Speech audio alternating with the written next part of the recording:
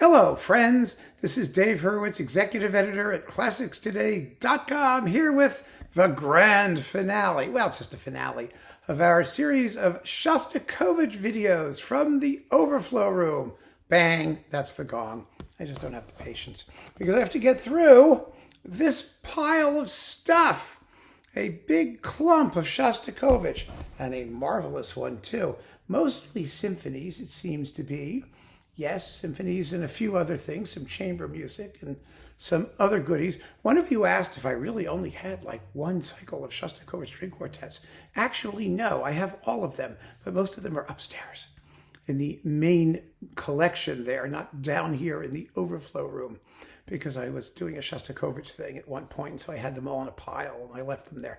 Anyway, let's see what we have here to wrap up our Shostakovich survey. My goodness, there's been so much stuff. First, Symphony number 15 with Ormandy and Philly, the piece that we basically got to know the work from. I mean, the performance that we got to know the work from, because the Melodia stuff was kind of hard to get. And it's a very fine performance, actually. It really is. It's quite good. I just need to move its little booklet thing. There we go. It was getting stuck in there. On RCA, high performance. I don't know what that meant. And you also get the second piano sonata with Emil Gilels, recorded in 1965. So that's nice to have. Then we've got, another one of these Russian all-star orchestra pirate Melodia, God knows what source it comes from. Tchaik 5 and Shostakovich 6 with Leningrad and Mravinsky. Mravinsky did a wonderful Shostakovich 6. And this one is from, it says, 1983, recorded live. Do we know that? No, we have no idea whether they're telling the truth or whether they're full of you-know-what. Let's see, Prokofiev 3, Shostakovich 9 with Kondrashin, and the Concertgebouw, part of that Kondrashin series. I keep these because it's part of the Kondrashin series. Truth be told, he did better Shostakovich than the ones you find in this series by and large, but they're not bad. I mean, they're quick and fun and, generally speaking, okay, decently recorded, but, you can get his Melodia series and you're probably better off for most of them. Shostakovich 8, Andrew Litton in the Dallas Symphony. Excellent performance. I mean, Litton does this stuff wonderfully. So did Slatkin. They don't get much attention because they're like American and they're dealing with these supposed second-tier orchestras, but they play as well as anybody. So that's very exciting to have, and it's definitely a keeper. Shostakovich 1 and 6 with Timirkanov and the St. Petersburg Phil and the Festive Overture. His Shostakovich was generally very good. I saw him do the Leningrad live. He cut it. He did cuts. He cuts everything live. He's like two conductors. There's the live guy and the studio guy where he does like complete works. It's really kind of odd. Russian conductors do that quite frequently, actually. And so do others who like to do cuts in live performances. I think you should just play this thing. I kept it, though, because I wanted to hear St. Petersburg do it. The performances are fine. String quartets 2 and 3 with the St. Petersburg String Quartet on Hyperion. This is a series that I did not continue collecting. I wasn't too thrilled with it, but I kept this because I love numbers 2 and 3. But, they're okay. What's this one? Shostakovich Violin Sonata and Schnittke Violin Sonata number 1. And the Sonata in the Olden Style on Chandos with Rostislav Dubinsky violin and Luba Edlina piano. They are members of the Borodin Trio. See, don't they look happy? You should hear the music. Let's see, Glinka. This is interesting. The Viola Sonata. Roslovets Viola Sonata and the Shostakovich Viola Sonata with Yuri Bashmet and Mikhail Muntian piano. Isn't that interesting? The Glinka is a real novelty, actually, and it's kind of fun. It's completed by somebody else. Yeah, I never finished it. Let's see, what's this thing? This is more of that Thomas Sanderling series where they put little like stickers on the thing to tell you what's actually on the disc. It's the Tale of the Priest and his worker Balda, and the Symphonic Suite from Lady Macbeth of Mtsensk, which are very world premiere recordings. Very, very interesting. Good performances, too. Let's see, what else have we got here? Shostakovich 1 and 6 with Yarvi and then Scottish National. These are such fun, these performances. They're marvelous, absolutely marvelously exciting, a little bit raw, a little bit edgy, not always ideally disciplined, but they're so full of vigor and excitement. What's this thing? Alfred Schnittke, Prelude in Memoriam, Dmitri Shostakovich, and Shostakovich 15 in the strange chamber arrangement, as if the piece isn't chambery enough. This is the Gieden, Kramer, and Friends version. Actually, it works rather well in this version. I mean, it's as desolate and spacey as you'd expect. It's for violin, cello, piano, celesta, and percussion. A cool combination. Love the percussion, of course. Rachmaninoff 3, Shostakovich 6, London Symphony Orchestra, and Previn. Previn made some wonderful Shostakovich performances with the London Symphony. I mean, he did, let's see, he did 5, which was, of course, terrific, but that was on RCA. His EMI one was with Chicago.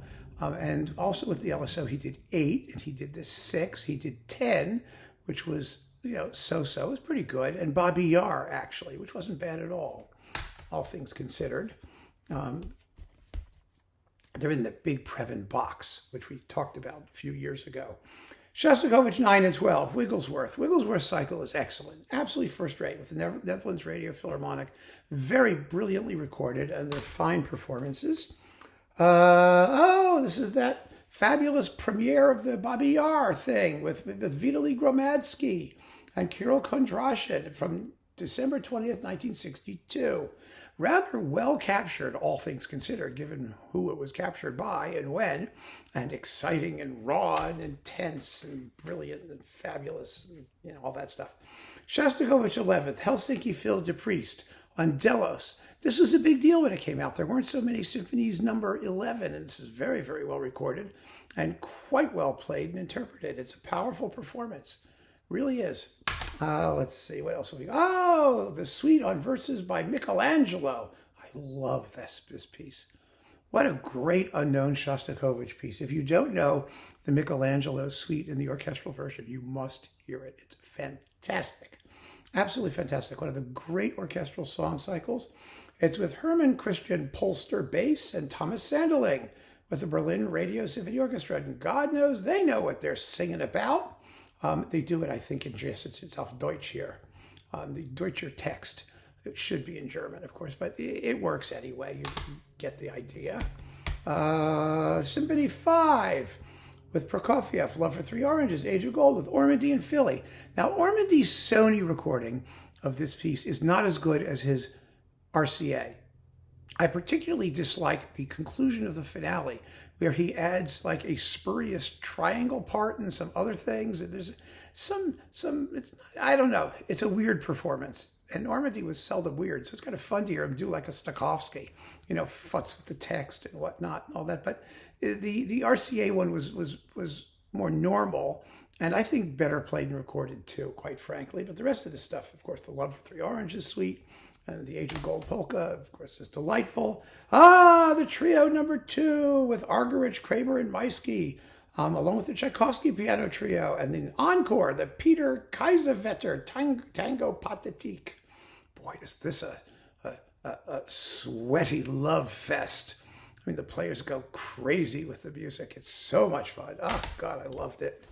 Shostakovich 5, Festive Overture, and 7, the Leningrad. The first was this is all Vladimir Ashkenazy, and this was a twofer when it came out. God knows why. I mean, this whole Shostakovich cycle with Ashkenazy was so completely underfunded in the sense that, Decca paid no attention to it at all. It was ridiculous, frankly. But we've got 5 Festive Overture, the Leningrad with St. Petersburg with the Leningrad, which is really good. It's a really good performance. And the Royal Phil stuff is very good too. I mean, Ashkenazy knew this music and he played it quite well. Shostakovich 5, which is what we needed, the Festive Overture with Philly and Muti. Well, that's a little different. He didn't do tons of Shostakovich, and, it's good to hear Philly and Muti do it, which is why I hung on to it. And last but not least, Shostakovich Complete Works for Cello. What have we got here? Disc 1, 2 cello concertos. This is with Raphael Wallfisch, the BBC Symphony and Martin Brabbins. And on disc 2, you've got the cello sonata, the viola sonata arranged by somebody else, and the Adagio from the Ballet Suite number 2 with John York piano. This is on Nimbus. interesting. I think we should close with something very interesting. I hung on to this because of the quality of the performances. They're quite good, but also because you get all the cello music on 2 convenient discs. Kind of fun to have. And that, my friends, does it. We're done. And so instead of starting with a crash, let's end with one.